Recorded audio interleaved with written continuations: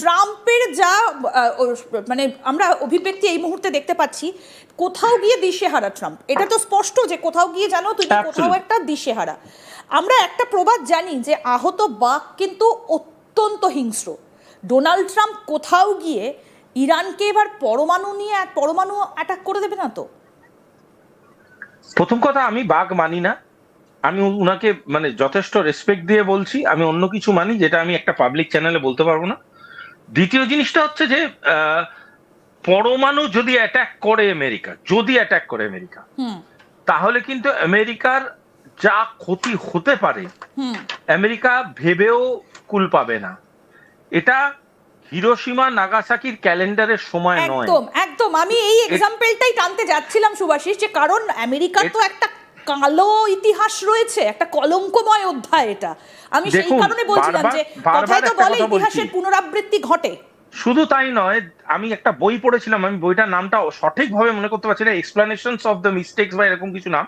সেখানে বিভিন্ন রকম ডিসকাশনের মধ্যে লোকজন বলেছিল পার্ল হারবার অত্যন্ত ক্ষতিকর এবং খারাপ ঘটনা একটা, যেটা ঘটায় জাপান, কারেক্ট? সেটার রিটালিয়েশন কিন্তু কোনোদিন হিরোশিমা নাগাসাকি হতে পারে না। হিরোশিমা নাগাসাকিতে যে ঘটনাটা ঘটানো হয়েছিল, এখন ওনারা ইনোসেন্ট হতে গিয়ে ওপেনহাইমারও বিভিন্ন জায়গায় বলেছেন যে আমি জানি না এত বড় তার এফেক্ট হতে পারতো, আমি তার জন্য গিল্টি কমপ্লেক্সে ভুগি। বহু বিজ্ঞানী যারা জড়িত ছিল, তারা কিছু কিছু লোককে এও শোনা যায় ফ্রাস্ট্রেশনে পরবর্তীকালে সুইসাইড করেছেন তারা, যে মানব সভ্যতার এত বড় ক্ষতি করে চলে গেলাম আমি। সুতরাং সেটা কথা নয়, কথা হলো তুমি একটা জিনিস প্রয়োগ করেছিলে এবং তার জন্য আজকের ডেটে দাঁড়িয়েও হিরোশিমা নাগাসাকি প্রপারলি নিজের পায়ে হাঁটতে পারে না, মানে ইন দ্যাট সেন্স।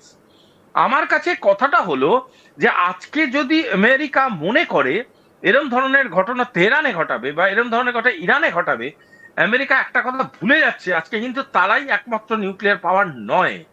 আজকের ডেটে বহু নিউক্লিয়ার পাওয়ার আছে। আর আমি আপনাকে 1 থেকে 2 মাস আগের একটা ইন্টারভিউতে বলেছিলাম, এবং সব চ্যানেলে আমি এই কথাটা বলেছি, ইরান কিন্তু most powerful and most dangerous Islamic power. একদম।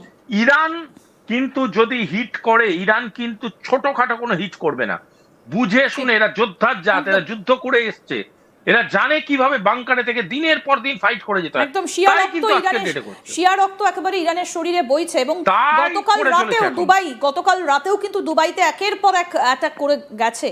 সুভাষিস, তার কারণ আছে এখানে একটা পয়েন্ট আমি অ্যাড করছি, এটা খুব ইন্টারেস্টিং পয়েন্ট আপনি তুললেন। এই পয়েন্টে জাস্ট আমি অ্যাড করে দিচ্ছি একটা লাইন। সেটা হচ্ছে দুবাইয়ের ব্যাপারে আমি একটা স্ট্যাটিস্টিক্স দেখছিলাম, কেন দুবাই বারংবার হিট হচ্ছে। আমেরিকার ইকোনমির রোলিং ইনভেস্টার্স যারা আছে, রোলিং ইনভেস্টার্স মানে যাদের টাকায় আমেরিকার বিভিন্ন রকম খুচরো ইনভেস্টমেন্ট হয়, তাদের 90% এক্সিস্টেন্সিয়াল ইনভেস্টমেন্ট আছে দুবাইয়ের ভিতরে। এবং দুবাই আমেরিকাকে সেই জন্য বকলমে বহু নেগেটিভ কাজে সাপোর্ট করেছে, তার জন্য দুবাইকে হিট করে চলেছে। অনেকগুলো পয়েন্ট এখানে একসঙ্গে যে বিষয়গুলো উচ্চারিত হচ্ছে, এবং আমাদের টাইটেলেও যেটা রয়েছে, ইউএস এর সঙ্গে কি কোনো গোপন কোনো রকম কোনো চুক্তি রয়েছে, বা ইউএস এর কোনো গোপন অর্ডার রয়েছে কি? ইসরায়েলের উপর কি অতিরিক্ত নির্ভরশীলতা? ইরানকে কি তাহলে ব্রিক্স থেকে এবার সরে যেতে হবে? ব্রিক্সটা কি তাহলে আর থাকছে না? এই প্রশ্নগুলো এবার উঠে আসছে। আমি এক এক করে আপনার কাছ থেকে জানার চেষ্টা করব যে আমেরিকার সঙ্গে কি কোনো গোপন ডিল রয়েছে? কারণ বারবার করে এই প্রসঙ্গটা উঠে আসছে যে সেই কারণে ভারত ইরান সম্পর্কে স্পষ্ট করে কিছু বলতে পারছে না। দেখুন, আমি একটা কথা বলি। প্রথম কথা হলো, আন্তর্জাতিক সম্পর্ক নিয়ে সবাই প্রচুর পোস্টিং করছে আজকাল, ইন্টারন্যাশনাল অ্যাফেয়ার্স নিয়ে করছে। দুঃখের নয়, আমার কাছে ব্যক্তিগতভাবে ভীষণ আনন্দের বিষয়। কিন্তু খারাপ লাগছে সেই একই প্রোফাইলে যখন সেই মানুষগুলো আলু পোস্ত নিয়েও পোস্টিং করছে। তো আমার কথা হচ্ছে, আলু পোস্ত কিভাবে তৈরি হয় সেটাও জানে, বিরাট কোহলির ব্যাটিং এর এক্স্যাক্টলি প্রবলেমটা কোথায় সেটাও জানে, আবার এটাও জানে যে ট্রাম্প আর ইরানের মধ্যে ইকুয়েশনটা কোথায় অসুবিধা আছে, এবং তারা এটাও জানে যে বাংলা ভাষার প্রয়োগের সময় শরৎচন্দ্র এবং বিদ্যাসাগরের মধ্যে কি এক্স্যাক্টলি ডিফারেন্সটা ছিল। সুতরাং এত বিদ্বান জন্মে গেছে না, এটা আমাদের দেশের সব থেকে বড় প্রবলেম। এবং প্রবলেমটা কোথায় গিয়ে দাঁড়াচ্ছে আপনাকে আমি বলি। ভারতবর্ষে আজকের ডেটে দাঁড়িয়ে আপনি একটা আরামসে বসে দুজন মিলে একটা কনভারসেশনে লিপ্ত আছি। কোনো সাইরেনের আওয়াজ গত 2 মাসে আপনিও শোনেননি, আমিও শুনিনি। গত 2 মাসে আপনার সব থেকে চিন্তার কারণ কি ছিল জানি না, আমার চিন্তার কারণ ছিল অভিষেক শর্মা ফাইনালে রান পাবে কিনা। আমার সব থেকে বেশি চিন্তার কারণ ছিল হোলিতে আমার যে রংটা লেগেছে সেটা বেরোবে কিনা। আমার এখন সব থেকে চিন্তার কারণ হচ্ছে যে আমাদের এখানে ভোটের একটা আবহাওয়া এসছে, কিভাবে গণতান্ত্রিক পদ্ধতিতে 5টা স্টেটে ভোট হয়। আমরা সেই জায়গায় অবস্থান করছি which you can call state of piece. এই স্টেট অফ পিসটায় বহু মানুষ প্রচন্ড রকম ভাবে মানে মানে একটা উত্তেজিত, একটা যুদ্ধ করতে হবে।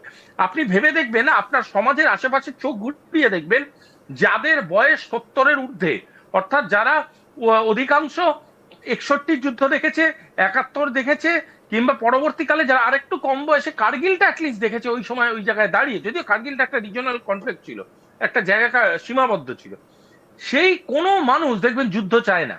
কারণ তারা যুদ্ধ দেখেছে, যুদ্ধ জানে, তাই জন্য জানে যে কাইনেটিক ইন্টারভেনশন কতটা ক্ষতি করতে পারে। আমরা দাদু দিদাদের কাছে, কিছুটা বাবা মার কাছে গল্প শুনেছি বাংকারে থাকার। আমাদের এখানকার ছেলেমেয়েরা বাংকার কি হয় জানেই না। পয়েন্টটা হচ্ছে, আমি কেন এত কথা বিস্তারিত বলতে চাইছি, পয়েন্টটা হচ্ছে ভীষণ ক্লিয়ার। পয়েন্টটা হচ্ছে তারা কি করে ভারতবর্ষের এই পিস স্টেটাসটাকে নিয়ে ক্রিটিসাইজ করছে। ভারতবর্ষ চাইছে বলে, ভারতবর্ষ কতটা ফুলফিলড স্টেবল কন্ডিশনে আছে ভাবুন। একটা দেশ নিজের জাহাজ হরমুজ দিয়ে বার করিয়ে নিয়ে চলে আসছে বারংবার। অন্য দেশরা বুঝতেই পারছে না কোন টার্মসে খেলবে। সেই একই দেশের জাহাজ এখানে রিফুয়েলিং করছে, সেই একই দেশের জাহাজ এখানে রিফুয়েল করার পরে থ্যাঙ্কিং যাচ্ছে, এবং আবার এই একই সাথে একই সময় সেই দেশটা যার সাথে যুদ্ধে লিপ্ত সেই দেশে ফোন করে সেই দেশের অবস্থান সম্বন্ধে আলোচনা করছে। আবার যেই দেশ জাহাজ ছাড়ছে সেই দেশ সৌদি আরবিয়া অ্যাটাক করেছে এবং দুবাইতে অ্যাটাক করেছে বলে ভারত ক্রিটিসাইজ করে ইরানকে বলছে যে কোনো পাবলিক অ্যাকাউন্টে হিট করাটা ঠিক না, এটা উচিত হবে না, সাধারণ মানুষদের মৃত্যু কোনোদিনই কাম্য নয়। আবার সেই একই সাথে এই গোটা প্লেগ্রাউন্ডটাকে যে গরম করে রেখেছে, আগুন লাগিয়ে রেখেছে, সেই ডোনাল্ড ট্রাম্পকে কাস্টমার বানিয়ে নিজের দেশের তেল রিজার্ভসটা তৈরি করাচ্ছে নিজের দেশের একজন অত্যন্ত জনপ্রিয় শিল্পপতিকে দিয়ে। That is India. তাহলে কি কোথাও গিয়ে ইসরায়েলের উপর ভারত একটু অতিরিক্ত নির্ভরশীল হয়ে পড়ছে না? কিসের নির্ভরশীলতা? কিসের নির্ভরশীলতা? আমি পাড়ায় সবার সাথে কথা বলবো, এবার সে ব্যক্তিগতভাবে কার সাথে ঝামেলা করবে না করবে এটা আমার হেডেক নেই। তাহলে ইরানকে নিয়ে সিদ্ধান্ত নিতে এতটা গড়িমসি কেন হলো? বা খামেনির মৃত্যু সংবাদ আসার পরও ভারত কেন এতটা দেরি করে স্টেটমেন্ট দিল? আমরা সেই বিতর্কে যাচ্ছি না যে খামেনি বেঁচে আছে না বেঁচে নেই, সেই বিতর্কে আমরা যাচ্ছি না। যে খবরটা রটেছিল, যে খবরটা বলা হয়েছিল এবং যেটাকে তুলে ধরা হয়েছিল, আমি সেই জায়গাতে যাচ্ছি। এবং আরেকটা বিষয়, ঠিক গত বছরও তো অ্যাটাক করা হয়েছিল ইরানকে, যুদ্ধটাও শুরু হয়েছিল, তখন কিন্তু ভারত এবং ব্রাজিল খুব দ্রুত তাদের বক্তব্য তুলে ধরেছিল, কারণ আগেরবার ব্রাজিলে ছিল ব্রিক্স সম্মেলনটা, খুব দ্রুত ভারত তাদের অবস্থান জানিয়েছিল। কিন্তু এবার কিন্তু ভারত এখনো পর্যন্ত স্পষ্ট করে ব্রিক্সের নিরিখে কোনো রকম একটা শব্দও ব্যয় করেনি।